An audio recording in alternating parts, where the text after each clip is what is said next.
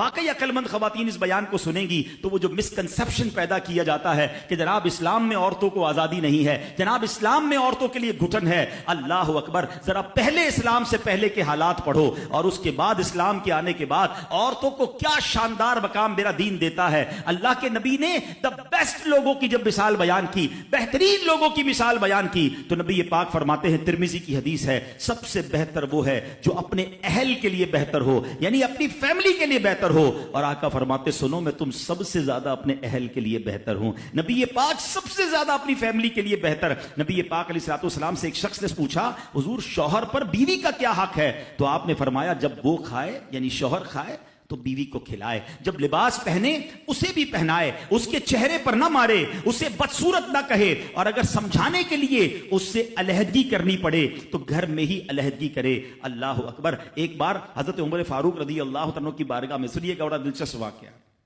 سیدنا عمر فاروق کا کتنا بڑا نام ہے، آپ کے جلال کی، آپ کی عدالت کی مثالیں دی جاتی ہیں، بڑے بڑے لوگ آپ کے سامنے تھر تھر کانپتے تھے۔ آپ کا گھر میں انداز کیا تھا کہ ایک شخص آیا کہ میں حضرت عمر کے پاس جاؤں اور بتاؤں میری بیوی جو ہے مجھ سے اس طرح بات کرتی ہے، اور میرا وہ انداز نہیں ہوتا جو شوہر کے سامنے ہونا چاہیے، ہوتا ہے گھروں میں ہو جاتا ہے۔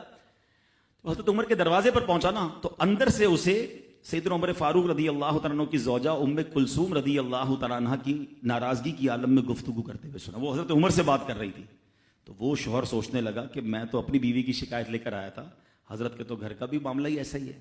تو وہ کہتے میں واپس ہونے لگا، حضرت عمر نے بلا لیا، کہا کیوں آئے تھے؟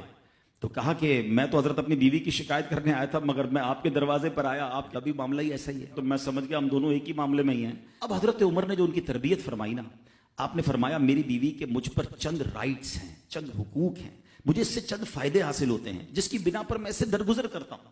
پہلا یہ کہ یہ میرے لیے جہنم کی آڑ ہے، میرا دل اس کی وجہ سے حرام کاموں سے بچا رہتا ہے۔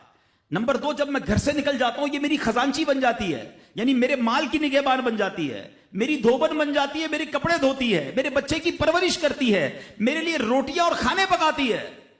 تو وہ شخص کہتا ہے یہ سارے فائدے تو مجھے بھی اپنی بیوی سے حاصل ہیں، تو میں تو کبھی درگزر سے کام نہیں لیتا، وہ مجھے کہتی میں اسے لڑنا شروع کر دیتا ہوں۔ کہتا آج آپ کی بات سے نصیحت مل گئی، اب میں اپنی بیوی کی چھوٹی ماٹی باتوں کو میں بھی درگزر کر دوں گا۔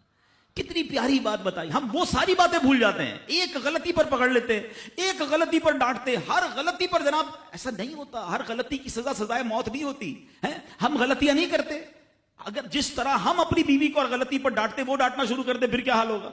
تو ایسا نہ کرے، وہ بھی دل رکھتی ہے، ہم نے کسی انسان سے شادی کی ہے، کمپیوٹر سے نہیں کی، ٹھیک ہے نا؟ تو کمپیوٹر بھی آج کل وائرس آ جاتا ہے، تو وہ تو انسان ہے، غلطی ہو گئی، کوئی بات نہیں۔ تو سبحان اللہ، اتنا پیارا مذہب ہے۔